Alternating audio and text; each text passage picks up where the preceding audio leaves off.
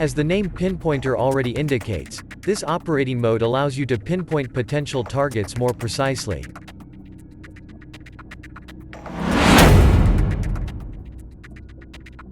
First, power on the probe. Start the Rover UC app and select Pinpointer. You will get immediate scan results visualized in the OKM Rover UC app. Move the probe slowly in any direction.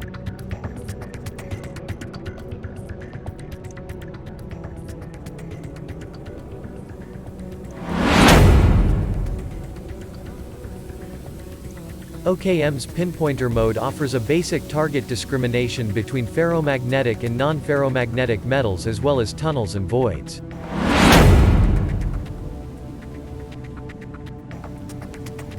A positive amplitude can indicate a ferrous metal object or non-ferrous metal like gold or silver.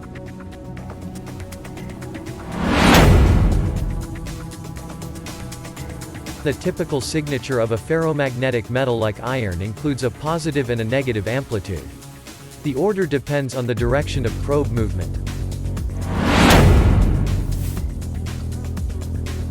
The signature of non-metallic targets and structures such as voids, tunnels or buried boxes are represented as negative amplitudes.